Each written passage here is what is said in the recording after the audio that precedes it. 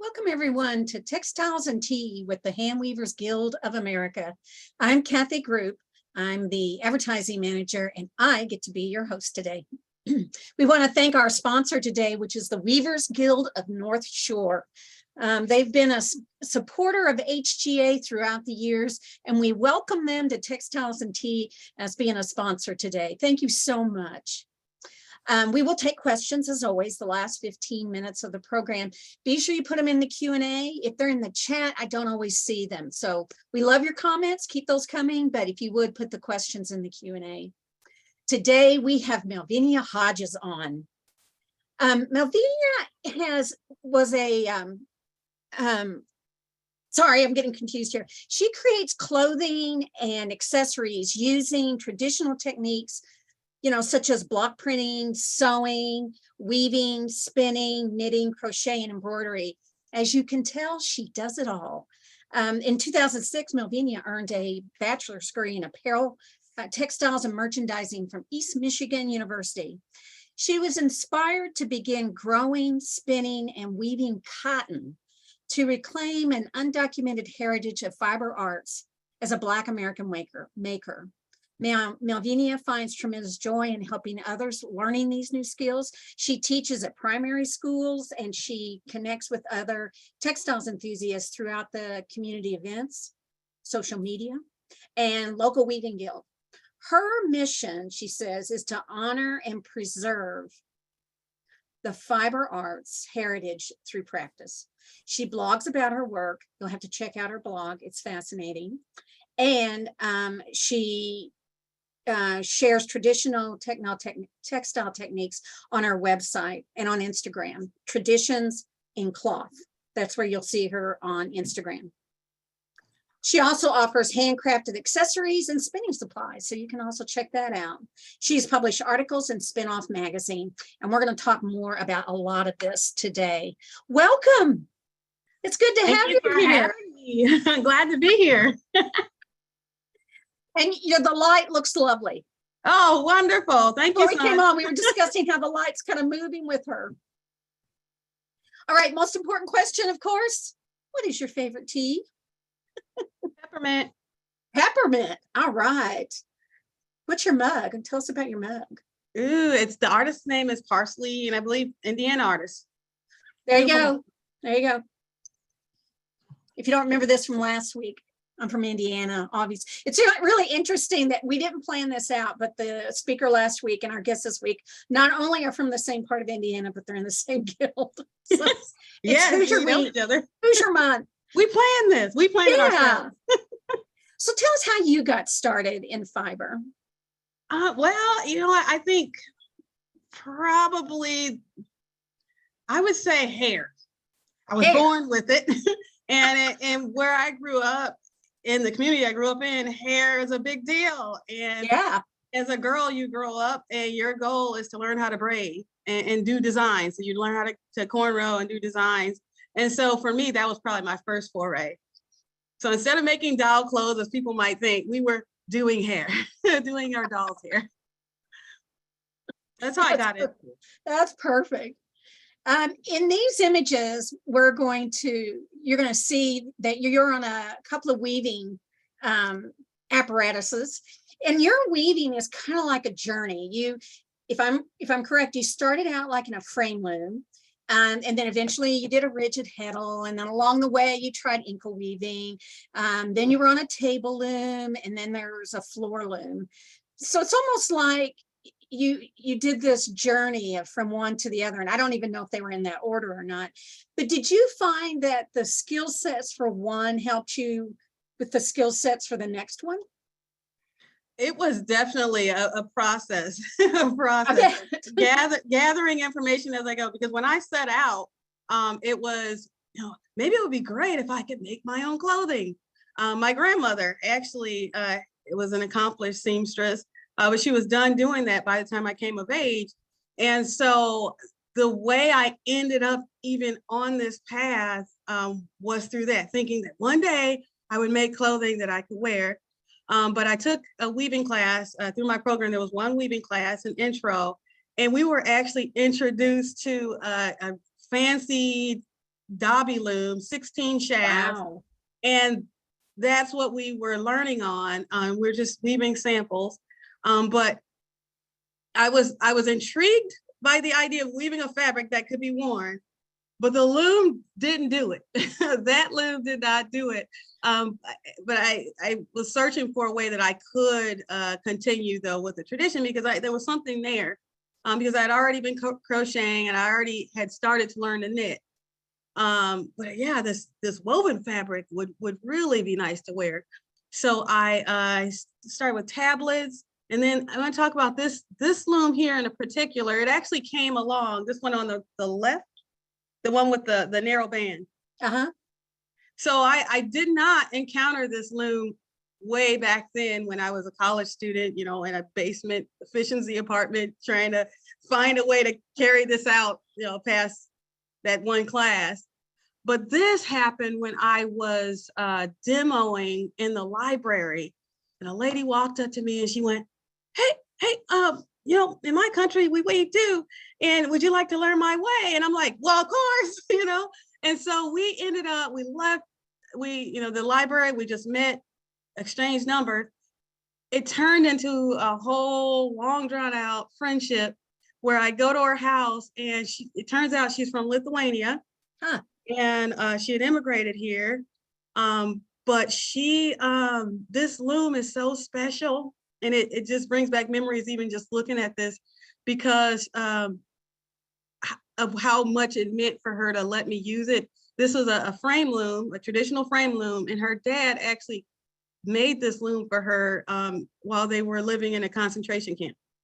Wow. And so there was like this context, because someone can teach you something, maybe you go to their class, maybe you go to their workshop, but when you start to sit down with people, and we're taking tea, she'd always make me peach and ginger, and you really get to know a person. And this is so special. It also planted a seed, because I really truly think this is probably the best way, the absolute best way to learn weaving and really hone in on your spider skills, problem solving, manipulate the hand manipulations. You're free to try any manner of technique, but this is the way, having sat down with her. And that wasn't actually the first time I had done supplementary warp patterning, but to follow her way and to get her story behind it, and to foster that kind of friendship, that was special. And then there's a table loom. I found that at a flea market. That loom you found at a flea market? Yeah, there you can rescue some good stuff out there. I got the eagle eye, always looking. Wow. Did you call it spider? It's a spider sense. It's because a spider, it's built in. All it needs is a sturdy frame, and by instinct, it gets to spinning a thread, and it knows where to go. And they can build them anywhere. It's nice. It's nice when they have a sturdy frame, because then it's a little more permanent. But they'll build it anywhere. But yeah, it's a sense. It's a sense to kind of fight your way out to the complications. Right. Everybody out there, had you heard this already? I mean, this is new to me. I love that. Spider sense. I'll have to remember that. Learned something new today. So you're also a spinner. Speaking of spider sense, you're a spinner also. So where in this fiber journey did you pick up spinning? Well, once you encounter natural fibers, it's hard to turn back. Yeah. Now, I'm not saying that I wouldn't use a synthetic fiber now, because I would, and I do. However, at that time in my life, I had not been exposed to that world of natural materials like that. But when I did, I knew I wanted more, but then I also realized the cost. And at that time in my life, it was just out of the question. And so I knew I had to. And that was kind of when the internet was just starting. And I was actually able to buy roving off Etsy.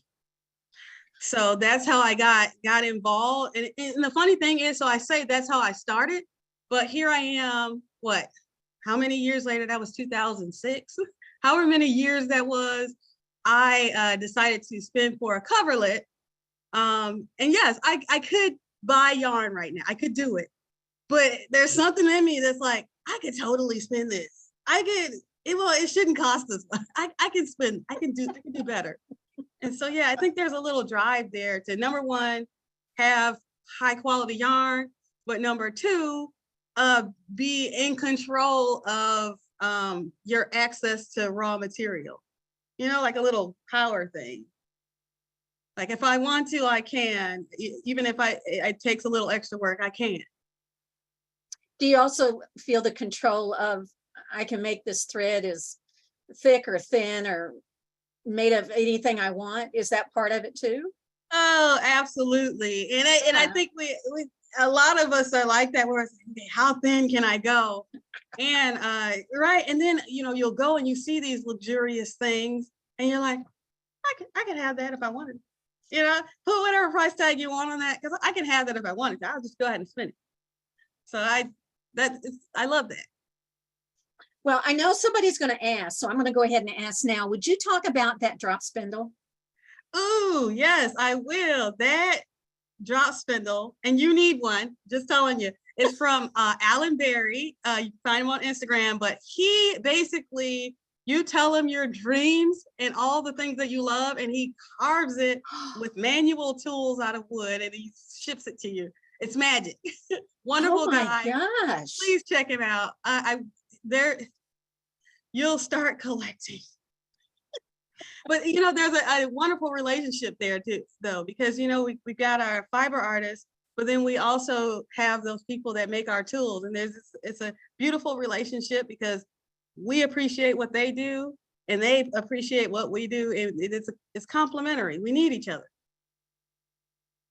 Well, that is not what I thought you would say. Really. Are you talking about what's on it?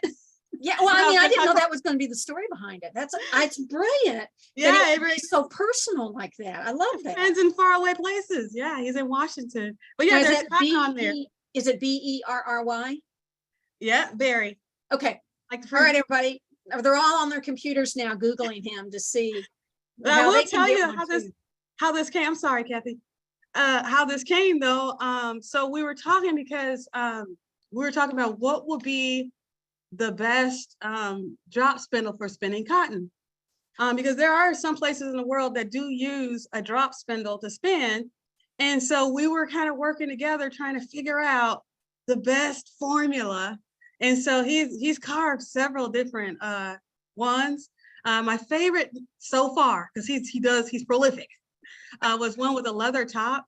And actually what brought this about was another lady that I met through the interwebs. Her name is Tracy Hudson. She's from Washington, I believe also.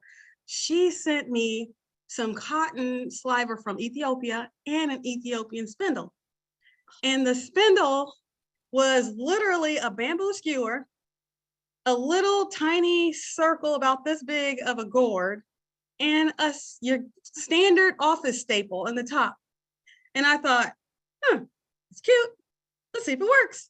And sure enough, like butter. I mean, it was very good. It's probably the best spindle for drop spindling cotton I have encountered so far, because it's got that nice long shaft. And I know this is extra, but that's great. Well, you get me talking about I can go on. But yeah, so that's part of this experience. So Alan jumped in on our excitement. He's our supplier. That's amazing. I know that I learned to spin. Well, I learned to spin. My one experience of learning to spin was with a CD disc with a wooden dowel. And and hearing you say that, it just reminds me that, you don't always have to have the most expensive, fanciest tools to get the job done. So true. So That's true. awesome. It really is the skill. And I have to tell people that because I fell into, I like collecting tools. Let me just put that out there. So even if I had my gourds, I'm still going to collect. But I tell people when they're getting started, it really isn't the tool, it's the skill. And you're going to have all the knowledge there is, and you can buy all the tools, but that skill, you got to put some sweat in. You got to put some time. It's the only way. It's the only way. You got to put your time in. It's not the tools. All right. Mandy, I know you're busy, but I'm going to ask you if you would put in the comments, Berry, Berry, We've already got a couple of people saying they didn't catch that. So if you, poor Mandy, I work her to death. If you Alan could, Berry. if you could type that in for me, that would be wonderful. Is it ALAN or do you remember? No, that's perfect. I see it in the chat. It's in Is it there. in chat? All right, perfect. Thank you. I appreciate it. I'm going to look him up as soon as I get off. Oh, you have to. He is. Yeah. Oh, there he awesome. is a couple of times. Everybody's got it. There we go. All right. Yeah, I want to look, check that out myself. I'm not much of a spinner, but I would love to have a spindle that's all Well, about it's me. yeah, it's a wooden sculpture. I mean, you Yeah. have to. I'll just set it up on the wall. All right. You are so passionate about what you do, as we all have seen in the few minutes we've been on here, and that you view weaving as much more than just threads going over, under, and that you make some cloth. Can you talk about what weaving means for you? I know that's kind of a huge question, but what does it mean to you? I know it's more than just making something. Yeah, it's for me, it's about balancing lifestyle. You know, with so many things in life, it's out of your hands, and you're kind of just a part of the orchestra. It's out of your hands. But when you choose to weave, you kind of take some of that back. You can decide when to have an achievement, because you can start a project and you can keep pedaling on that project until you're done. So it gives my life balance. And then also it has fostered some, in recent times, connections that, because I had never had those connections in life before, now that I have them, I realize how valuable they are. You know, I found the Duneland Weavers Guild, and I believe it was either late 2014 or 2015. And I'm telling you, it was like being adopted. It was like gaining a host of aunties and some grandmas and some cousins. And through them, then there's that web, but then there's like extra branches off.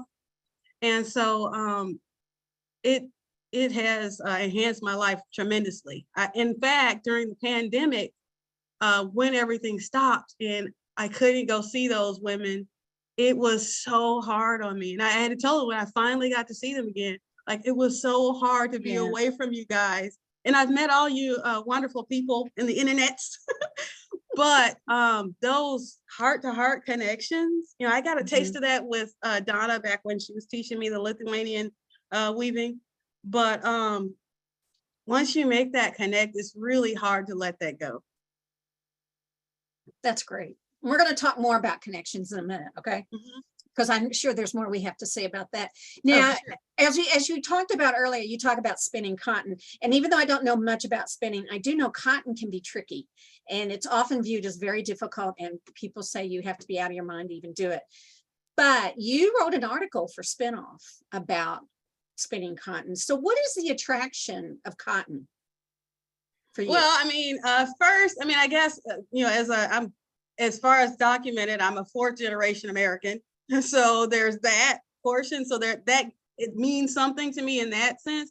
But then also, so I went through this phase when I first started spinning where I had to acquire every type of fiber and master it.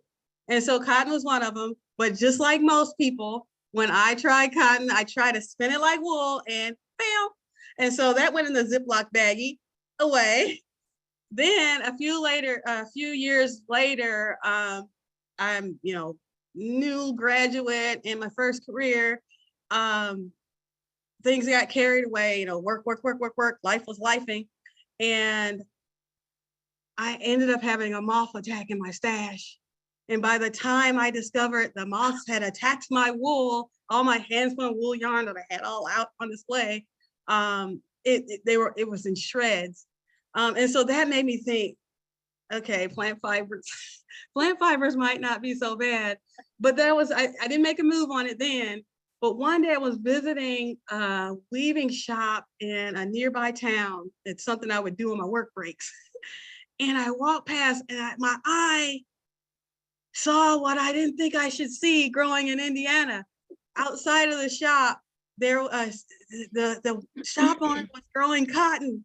And I went in there and I said, are you are you growing cotton? Is that is it? And she's like, yeah, it is. It grows. I bought it from, I guess it's further south. Here it is. And she gave me a bowl. I took it home. And because it was a gift, you take care of gifts. I teased the fiber away from the seeds. There was 21 seeds in that bowl.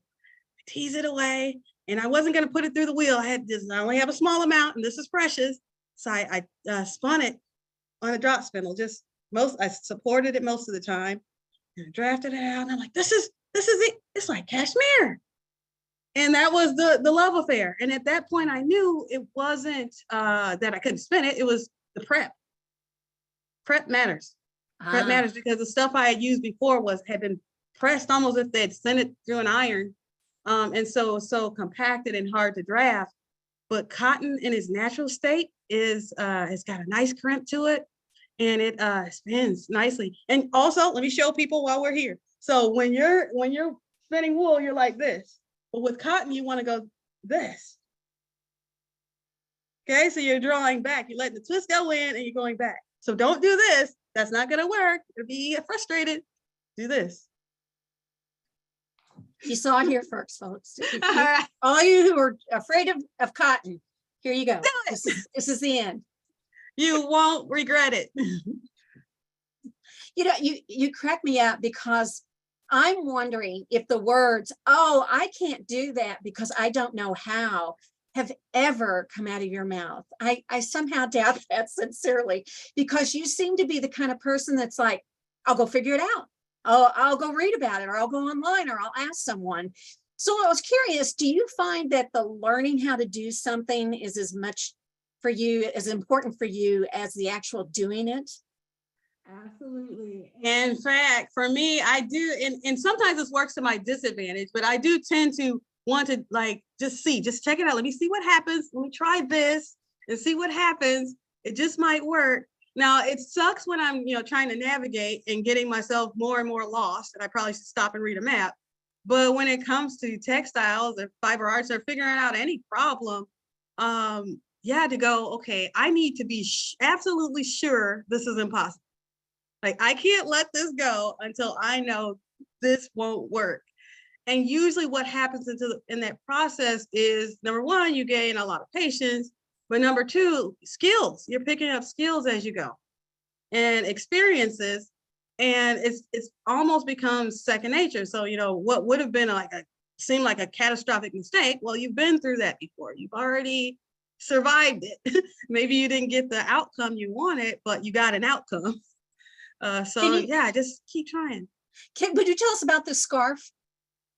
Oh, the one on the screen here. Okay, yeah. Okay, so that one is me saying, okay, I've been spinning cotton for some time now, and I want to see, how fine of a fabric can I weave? And so this is cotton singles. And going into this project, I really did not have a plan. I just knew that it was going to be woven out of hand spun cotton singles. And so the warp is just randomly wound. I don't know what that calls. Is it called design as you go, where you just had some brown and I had some white and I just did that. And then as I was weaving it, I thought, oh, wouldn't it be cool to do some inlay? So I did some of that. And then when I got done, I thought, I need something. And then so I had some of this, that's actually hand spun cotton too. I had made some little amulet bags. And so I used some of that as a trim, and I thought, oh, everything needs fringe, because it's nice to have when you're walking and moving that stuff is like dangling. At least for me, it's a whole experience. So I like fringe and bobbles, and so there's shells and fringe. But yeah, that one evolved. It was we were singles, and then that's what happened. Now, is this dyed or is this just natural colored cotton? All natural colors. So we got white, we got brown, and we've got green. I believe awesome. I grew this particular green. I grew this one. That's amazing. Yeah, when I was reading this, I'm like, you grew cotton in northern Indiana? It was like, this is a woman who loves challenges, because there are people, I live in Georgia. There are people here that say you shouldn't grow, you can't grow cotton north of Atlanta. And I just thought that was amazing. That's dedication and passion. Yeah, the try. Well, that, and at the time there really wasn't any other sources to get. Oh, and I didn't even mention this before. The highest quality cotton you can get, because it's going to be clean and it's going to be pristine coming off the seed, is hand picked. You need hand picked cotton if you want the best result.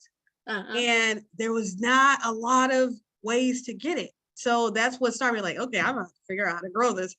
But I did find one grower that is willing to hand pick for us. And I believe he's in North Carolina. His name is Cotton Man, by the way, in case you need some. But yeah, so you want it, sometimes you got to grow it. and I again, I have to prove to myself that it won't work. And it worked a little bit. It's gorgeous. This is an amazing scarf, just amazing.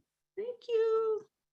Now I want to go back to what you were talking about earlier about connecting and how important that is for you. And how I found you was through a story about you and a group of fellow weavers connecting and meeting up at Vashtuga. So you did this last April. So would you just tell the whole story? I think it's a wonderful story. I will. This, even just looking at this picture makes me so happy. There's some good looking women in that picture. Yes, they are my buddies. So, and look at Becky there too. Hey, Becky. All right. But anyhow, so during the pandemic, Jennifer here, she's in the purple cardigan. She reached out to me on Facebook and she goes, hey, we're doing a Zoom call if you want to join us. This is the Society of Black Ladies Who Weave. So it's a new group that she's forming and she's inviting me all the way. She's from Florida. I'm all the way in Northern Indiana. And she's like, well, come on. And so we have been monthly having these Zoom calls in which, you know, it starts off as a fiber talk, but just like I mentioned, when people get together and they start to take the time to get to know each other, it really, lots of heart to heart going on. We send each other on all kinds of bunny trails. We do a lot of studying. So if someone's learning about something, we love to share that and inspire others. So it's been great. And I was thinking, it hit me. This is all wonderful and it's great to have these online friends, but wouldn't it be great if I could meet them? Because I had never, until this moment that you're seeing in this picture, I never met another Black weaver and gotten to know them. Like I didn't grow up with that. And so it was so special. And I can go on forever about the conversations we have. I'm sitting here looking at Felicia now. She texted me before we got on here, like, we got so much to catch up. And we usually do. We are like hours into the midnights that we talk. So it's like, yeah, you're gaining extra aunties and cousins. It's a beautiful thing. And I'm thankful to Becky at Vashtuga for accommodating us. And it was such a rounded cultural experience. I don't think any one of us left there feeling like we were the same. Because once you're immersed in an environment that everything's handwoven and everything's so colorful and there's so much pattern and texture, and Becky's like, you want to do this? Let's do it. You're not the same after that. So yeah, connections are amazing. And again, thank you to what did you call them? Not your tribe. What'd you call them? Oh, they are my tribe, but the name of their group.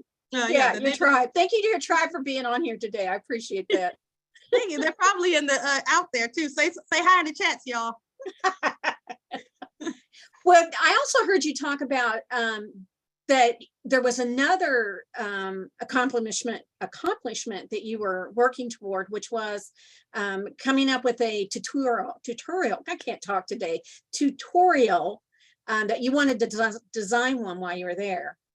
Yeah. So part of this was, bringing us together, but then, what can we do to help others? What can we do to help others enjoy this goodness that we find in weaving that are just getting started? And so that's when I remembered Donna and her frame loom, and I went, ooh, there's so much freedom in learning how to weave on a frame. But then the heddle style, where you're doing all the manipulating. And so we, came together with a kit idea that we could put together that, anyone can either decide to put one together themselves or purchase it. They are available on the Vap's Studio website. And also we came up with the perfect first project, because for me, if you create something beautiful, you ought to show it off and wear it. And so in this case, the project is this bracelet, and you can do any number of variations, but you get those core skills down, and then you get a little designing in there, and then you get to show it off. And all of this happens over the course of 1 hour. So there is a little instructional booklet that you can download free, and it tells you everything you need. And then also a video, instructional video. So happy to share that. And it actually kind of jumped me off because, this happened in that habitat.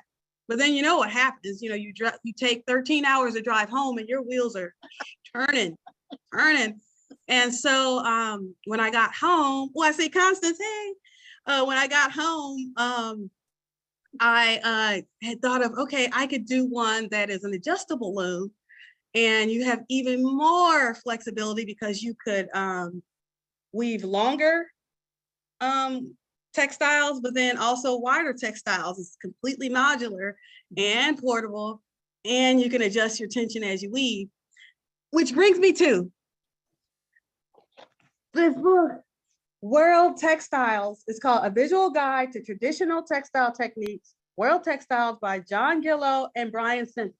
Like, if I could go back and be a college student at my university, instead of learning how to weave on that Dobby loom first, I would have done the frame loom project, and then I would have had my students buy this book, and they would literally see the world of techniques. And every last one of these techniques can be done with fabric that you can weave on that loom.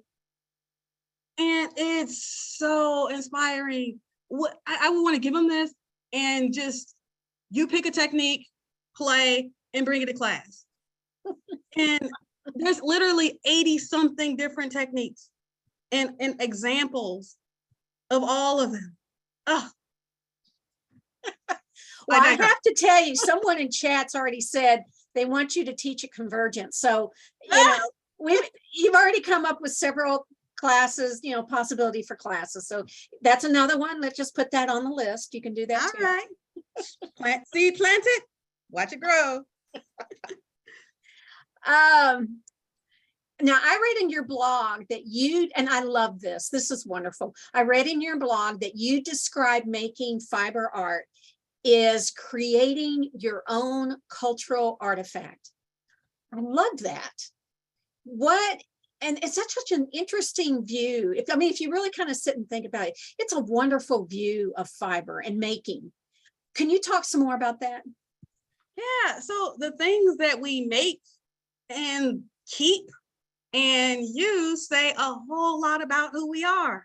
Mm-hmm. And what better way to leave your mark? It said, your weaving says, Kathy was here, Melvenea was here. And not only us, but then those who came before us. My oldest or longest documented ancestor, Mary Fran's here, sorry. My longest, hi Mary Fran, she's from, we'll get there.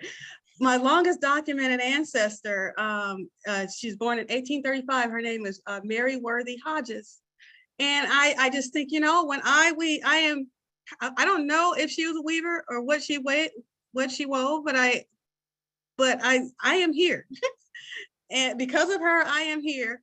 And so if I weave something and I keep it, and perhaps someday somebody else might keep it, that is a record of us. We were here.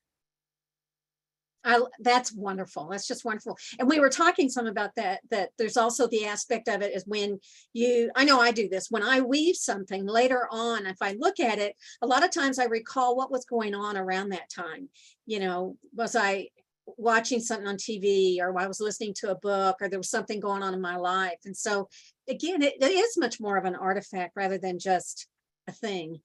Absolutely. I mean, this scarf this scarf lay dormant for at least a decade. It was the first project I wove after graduating.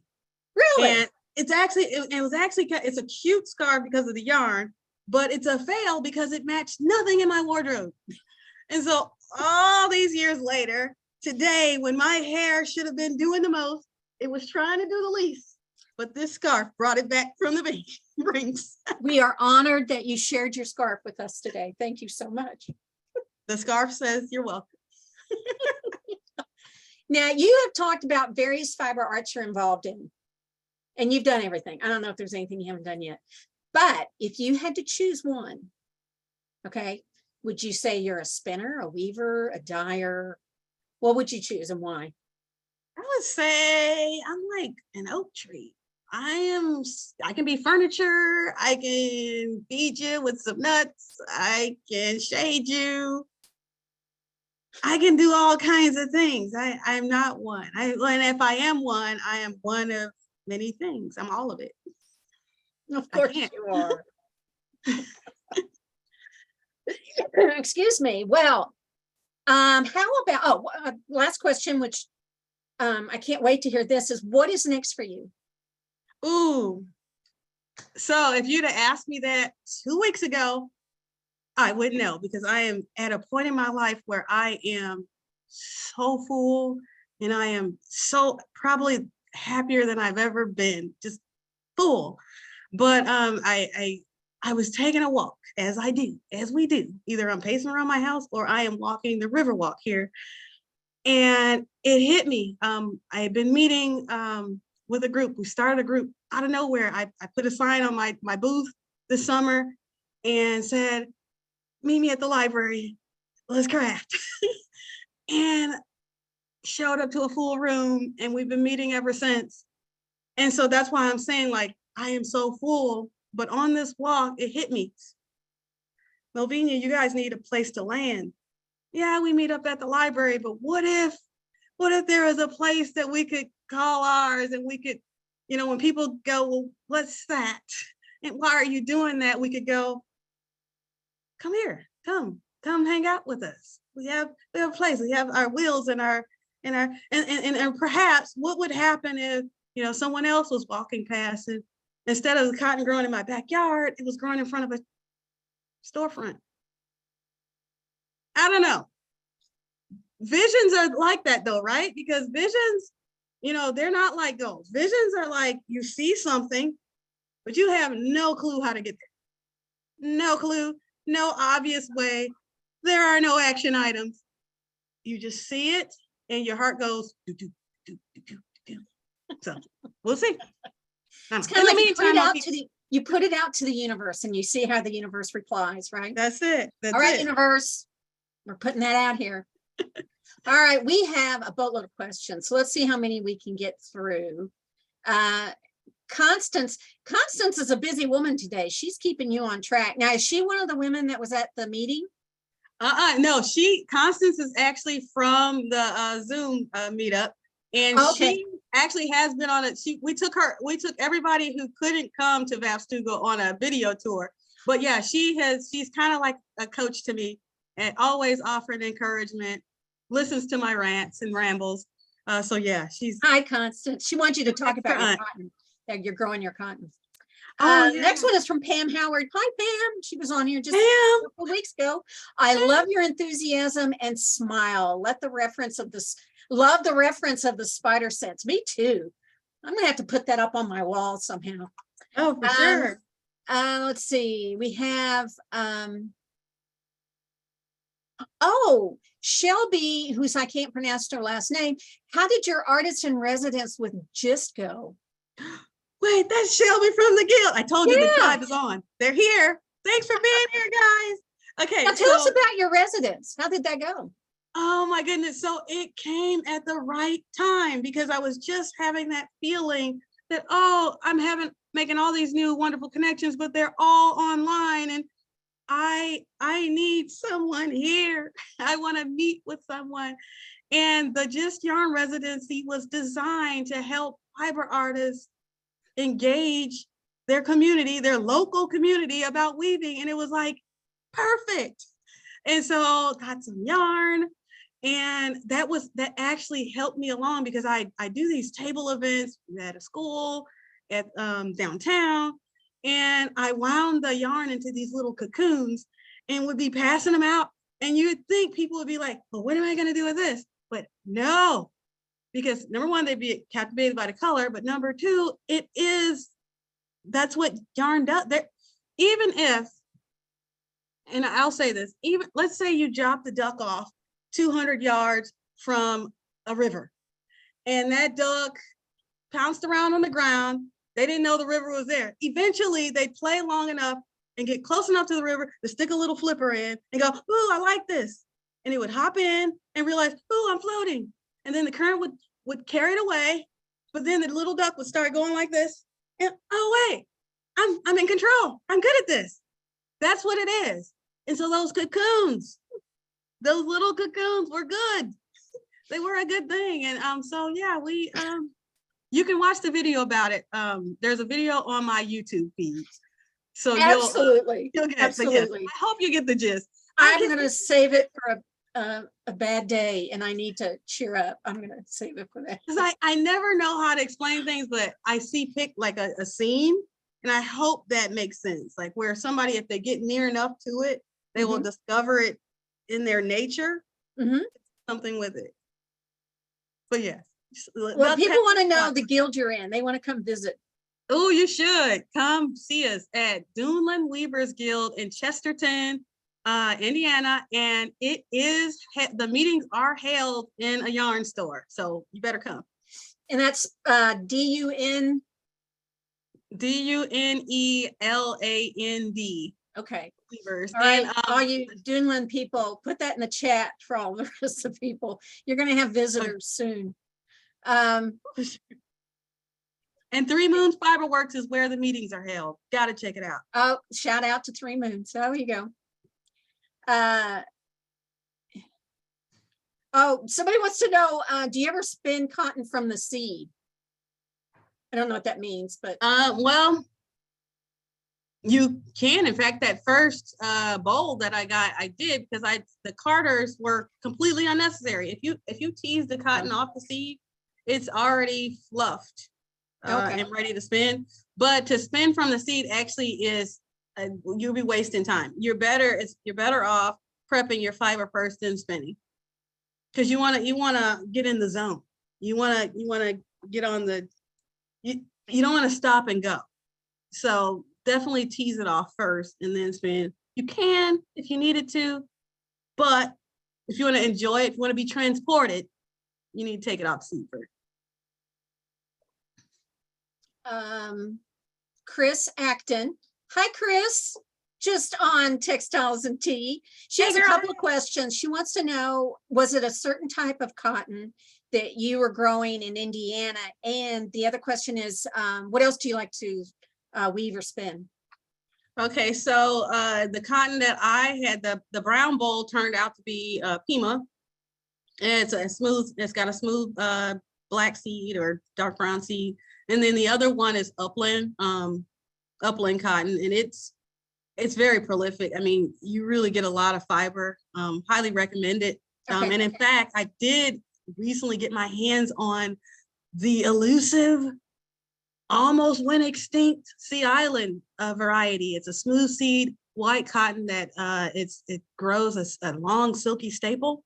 Really? But it didn't like it here. So womp, womp, womp, womp. But if you're further north, use upland. Okay. What was the other question? What other fiber do you like to use besides cotton? Right now I'm on this kick, right? Well, obviously, here, I gotta show you. So every time I spin every day, just a little bit at a time, but every time I get a skein done, I do a little, not a chicken dance, but a skein dance, and I just pile them, and I like to just, you can just look at them.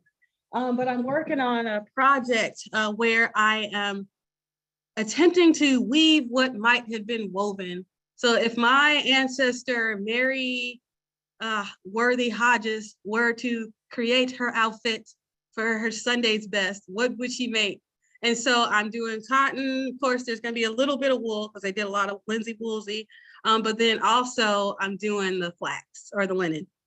So that's what I'm on right now. So I'll spend a lot of that. And then I want to create some garments that would say, if I were Mary Worthy in 1840 or 1850, what would I be wearing to church? Which where she was from, she's from the Innery settlement in South Carolina. The third African Methodist Episcopal Church was founded in 1818. And I'm almost sure, because my grandparents to this day still went to AME, that they were probably part of that. Have you been down there? We're gonna make the pilgrimage, myself and my nephew. He said he wanted to go see the Atlantic, so we're gonna go, and then we're gonna go see where our grandparents used to tend and cultivate and build this country. Well, I'm sure there's going to be a whole tribe down there that's going to want to see you when you go. Oh, I can't wait.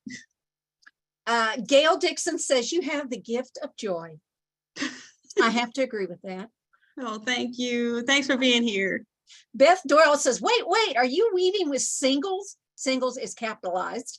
Are you crazy to use that? Yes, I am very crazy. To answer your question, no, but that's kind of always been the goal, because remember, the core motive behind all of this is to spin something to wear, and I like fabric that moves. I need it to be big, and I need it to move. So yeah, singles, even if it hurts. Oh, I lost the question here. Oh, be another shout out here. Jennifer Motes. Hi, Melvenea. So great to see you here. Loved meeting you at the Coverlet College. Jennifer was the girl spinning. Yeah. Okay, another shout out there. Thanks for coming. Put our brains on. Gloria wants to know, she says she loves the top that you're wearing. It is awesome. Is it cotton? Well, of course. Actually, it's kind of like a uniform. And I got to give a plug, because if you are looking to create clothing from what you weave, I highly recommend the Japanese sewing patterns. And this one is Yoshiko Sukiori's. I think it's the stylish dress book one. And I'm telling you what, I've made this so many times, and it's literally a uniform. And I mean, pocket, it's a win-win, and you can eat and not feel constricted. And for some of us, that's important. Okay. Char Norman wants to know, you're making us all grin. Do you ever sleep? I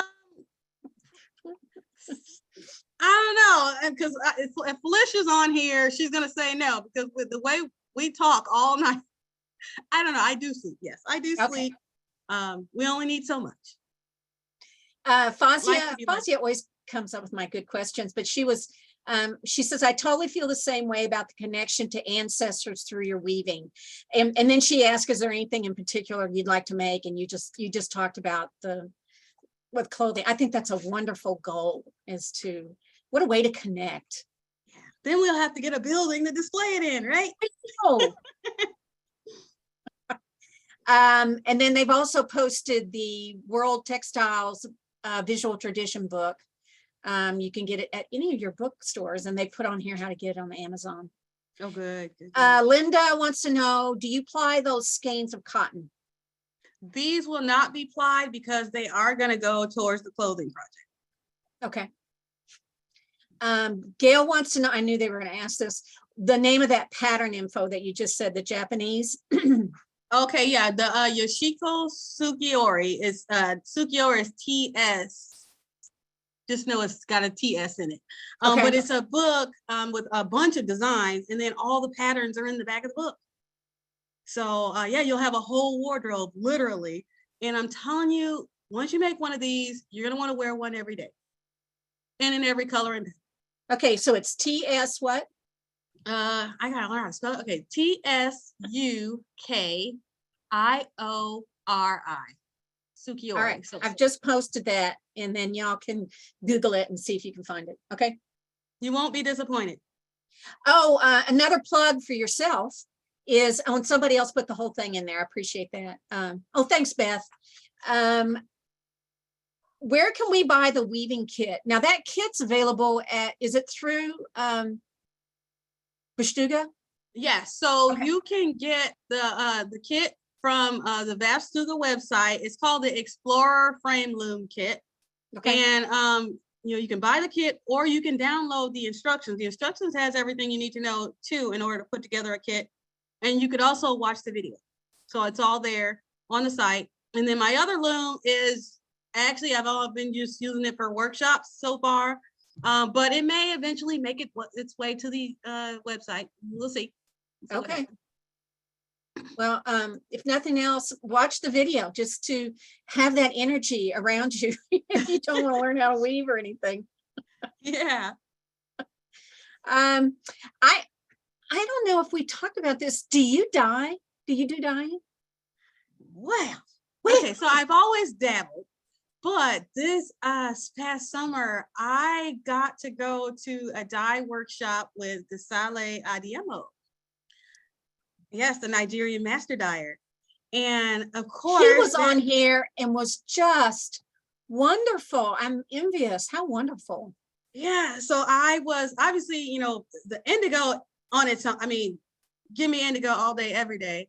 But then the patterning with the tie and dyeing, but then also the idea of a story cloth has kind of sent me on a path. Oh, and yeah. So since then, some of this yarn that I showed you earlier will actually be tie and dyed in that style, because the one he brought the fabric to show us, but there's a version that's done in hand spun, hand woven cotton. Mm. So the original and the precious one, the extra, even more so precious one, is hand spun, hand woven. And seeing as how I am, thanks to ancestry.com, I've got quite a bit of Nigerian in me. I might as well. Mary Worthy Hodges might have done that. But nonetheless, it's indigo dyeing is on the docket for this summer. But then also I have been journaling and creating stories. And so I will be transferring those stories to fabric this summer. Somebody just posted, what don't you do? That's a good question. What do you want to learn how to do next? Twining. I've done a little bit of twining, but I've been looking at the chilcot weaving. I'm gonna try twining something, like a bag or something. Well, you can learn it and then teach it at Convergence. Ooh, that'd be awesome. Well, I'm just amazed at your tribe. They've come out in full force, and there's all these. I'm going to make sure we copy this so you can have it. We're going to save your chat because everybody's going to want to say hi. And thank you so much for being on here today. Your story it just fills people with energy, and I've just enjoyed having you on here, and I can't wait to hear what's next for you and your next. And I expect to hear in a few months that this building's going to become a reality. I mean, how could it not? There. Well, and I'm serious. I really hope we'll see you at Convergence. I hope you'll think about doing that. That would be wonderful. I think people would love to have you there and take your classes and be part of your energy. All right. Thank you so much for being on here today. And I want to thank your sponsor. Now, are you a member of their guild too? Because it's not far from you, is it? No, I'm not a member of that particular guild, but they're from your neck of the woods, aren't they? Weavers Guild of the North Shore. Oh yes, they are. In fact, one of our members, I know Ellen's in Weavers Guild of North Shore. Okay. Yeah. I do want to thank our sponsors, Weavers Guild of the North Shore. Like I said, they have been a great supporter of HGA over the years. They are a sponsor of one of our scholarship grants, and we do appreciate that. And then it was wonderful to have you guys here today sponsoring Textiles and Tea, and especially having all of us Hoosiers. Yay! Today. Although I'm a transplant, but still. Aren't we all? Yeah. I do want to, I kind of skipped over that, Mandy, if you want to go back, I'm sorry. I do want to encourage people to go to Melvenea's website, traditionsincloth.com. And even though it says Traditions in Cloth, something else, you can go through just .com, right? Mm-hmm. Okay. Yeah, or just type the word all together, it comes up. Okay, go to her website. There's all kinds of information there, and I think you'll like I did. You'll just get lost in it, and you'll enjoy it. So thank you, Mandy, for going back. I skipped over that. I do want to thank again our sponsor. But if you want to sponsor an episode of Textiles and Tea, I encourage you to do that, whether it's your guild or your business or you personally. If you want to honor someone, we would love to have that. It's a great way, I think, to support your tribe. And if you want to do that, you can get more information at weavespindye.org. Please join us this month. Actually, Thursday, we are going to have Small Expressions Jurors Talk. Our juror for that exhibit was Cameron Taylor Brown, and she's going to be doing a Zoom, and she's going to talk about in pretty detail the pieces and her take on those and why she chose them. And you'll get a little bit better look at the work in Small Expressions.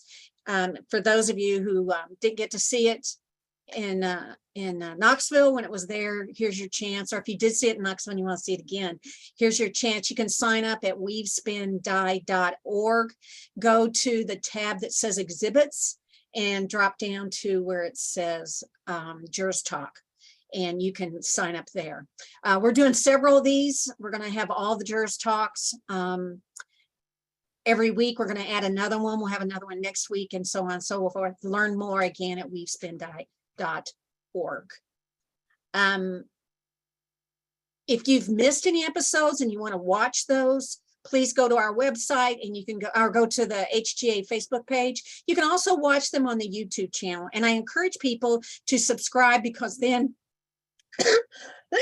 excuse me, then you will get a notice saying that it's come up. All right, sorry. This episode just got me. It was just so much. We are excited. Next week, we're going to have Maximo Laura on here. And if you're a tapestry fan, you're going to love seeing Maximo. And if you're not familiar with his work, you will be overwhelmed. It's just beautiful. So join us next week. We're so glad you were here today. Melvenea, it was great having you here. Yes, I do it all over again. Well, we're going to have you back, I'm sure. And we're going to see you at Convergence 2024. All right, we're claiming it. All right. Thank you all so much. Have a great week. I look forward to seeing you next week. And don't forget, happy tea.